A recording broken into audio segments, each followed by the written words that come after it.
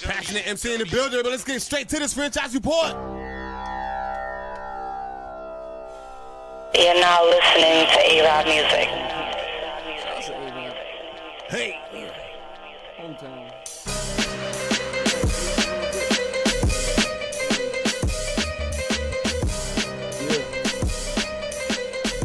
Franchise. Let's do it. Yeah. I see the beat up. Yeah. Yo. The dark in the flesh, talk of a father and death, target and all of the rest, offered and marketed fresh, ship to these industry rap fans are willing to backhand to the point my smack lands. I'm in for a CAT scan. I'm a piece into this teeth synced into each lyricist and re-enter it. These pussies will bleed myriads of blood like 3 periods above what's deemed serious enough to bring Mary within touch of each mirrored sin. That's the scream that I bring with the right line. And to think that you thought I was a nice guy, nice try, bundled with the strap like a pipe bomb, strike on while muscles contract like a python, lights off. Yeah, I'm making it fun to get running and sucker punching and fucking up a Republican. It's the diamond in the rough, lining up the clubs. Yo, the type of cars that I was dealt, nigga. When it comes to the metal, I'm handling one like Anakin's son, or the clips on both hips like pampering sons and daughters in white cloth to offer their lifeguard like the hands of a nun when the praying's begun.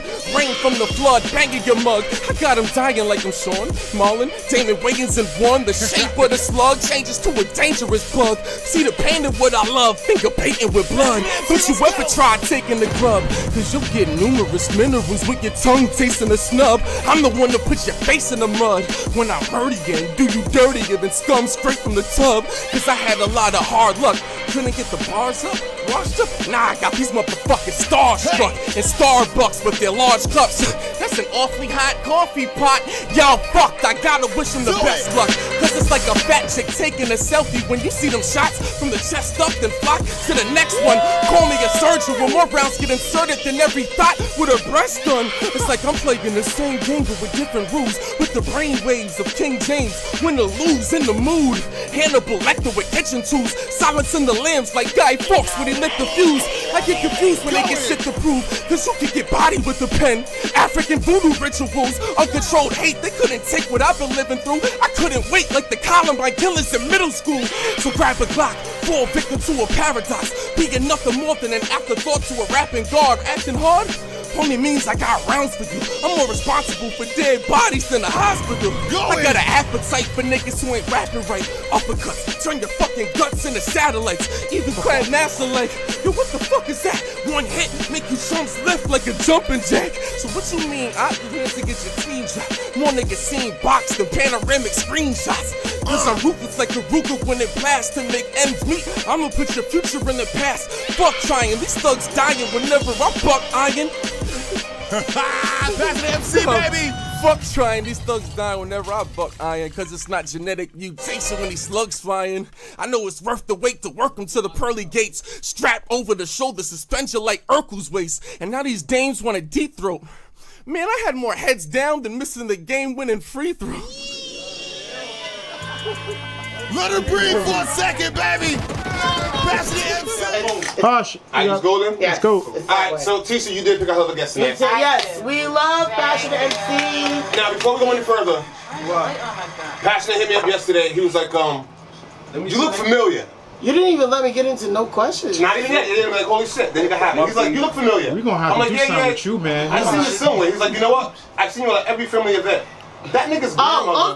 We had that nigga's grandmother. Okay, yeah. That's my aunt. Yeah. We did. Actually, rest in peace. Actually, so I get.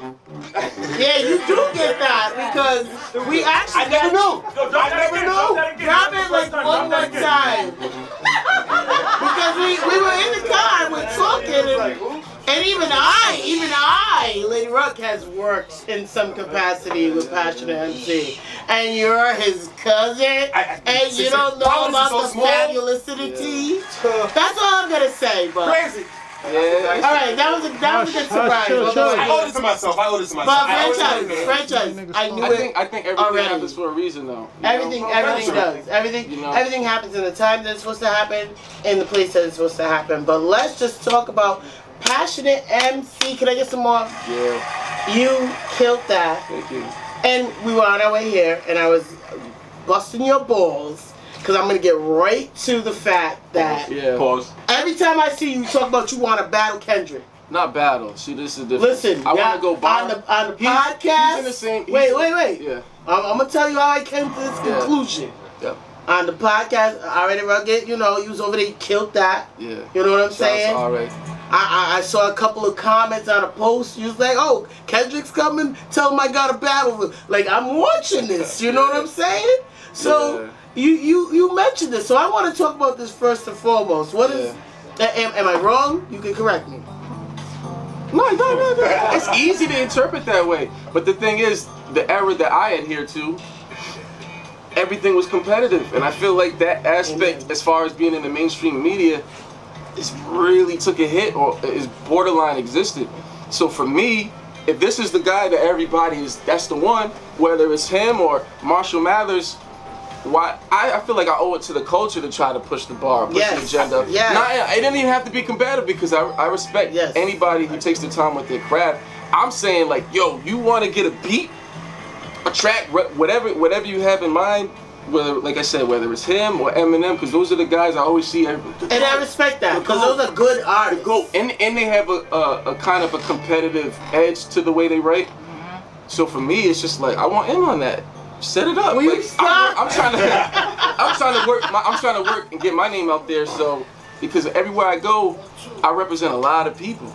You know what I mean? I represent Rhode Island. Can we wait? Everywhere I go. Let's talk about everywhere you go, because a lot of people don't know.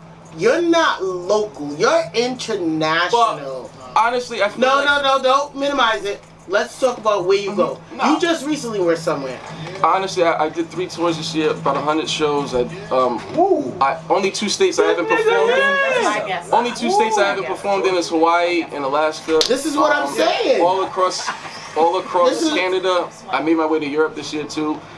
Thanks to RA. I actually ended up on a tour with ICP. It was such an ill pair, but they have such an awesome fan base. They have their fan base is incredible. Crazy. They're selling out shows on the album still that's 20 years old. 2018. I'm talking like 2,000 people, 3,000, 4, 5. ICP's selling out all the shows. I know. And I know. The thing is, I just feel like there's a lot of people that know about me that it just feels like it's not the cool thing to talk about.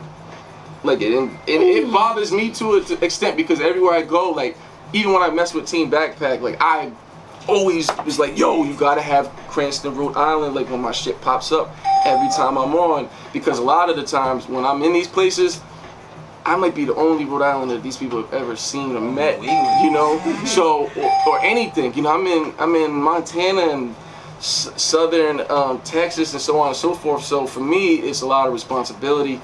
And I just feel like sometimes people either don't appreciate it yet, or maybe they just waiting until it's the cool thing to do. Cool thing to do. You know, because I always felt like my name comes up in conversations behind doors, not even on platforms, like before the platform, like when they're chilling in the kitchen, like, yo, that dude's a weirdo, but yo, he's crazy, yo, he's nice.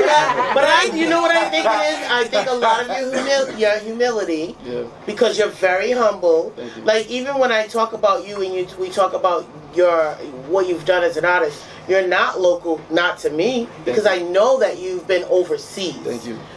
Which is major as an artist. Thank you. There's signed artists that don't get bookings overseas. Yeah. So like, and honestly, people overseas seem to have a better understanding of what hip hop is than we even do in the U.S. They support roots. You gotta have lyrics. You gotta have. You can't do all of that other okie doke overseas. So I respect it. I know. Because a lot of what I wanted to do, DJing as well. So. A lot of what I wanted to do improve is that you could be yourself and still get that far, because anybody who knows what I don't make popular music. I never did. Everywhere I got in my whole career from day one has been off of just strictly bars, like performance. Every time. In a lot of the cases, I get criticized for that. Oh, you don't got an album yet. You don't got this. And it's just like they don't see the plan. Like I designed this from day one in 2000. It was late. It was like October 2008. It was right after I met Cannabis, and he really pushed me to, like, he took me under his wing, coached me with a lot of things mentally, and And it was from that point I had this vision, and a lot of people this coming 2018, which will mark my 10th year as an MC, is gonna see the fucking umbrella blossom and open up and see everything that I'm capable of doing. You know, because it's a lot of shock value. You know, I might be giving the trick off. I don't care at this point because it's gonna happen. It's too late. Yeah, it's too late. But I developed this almost one trick pony finesse, but I kept getting the tricks better and better and better.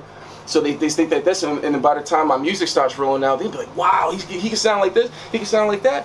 And it's just all been a part of the plan since day one. I just been patient working on my craft so I can execute and have the financial means of doing it, because a lot of people don't understand it's a music business. It costs money. It costs money. You got to invest into yourself. Yes. If you got to work the 9 to 5 and then save up, or invest in something and flip and double, because you gotta have the pay. money. And one thing I respect anybody who helps people, but one thing I don't respect is people who take advantage of people. So if you get this money, you have to invest into these cameramen. You got to invest into these digital and graphic artists, these DJs, whoever's a part of your camp and helping, you gotta pay them and take care of them, because otherwise it's chaos, it's disrespect, and you're just vulture. You're like a vulture in the culture, man. It's kind of fucked up, man. Like, I can't support none of that. I've always been very adamant about doing the work, paying and taking care of my peoples, because a lot of, you said I was humble, a lot of that came from being a football athlete, you know? Yeah. So coaches broke me down a long time. Dirty.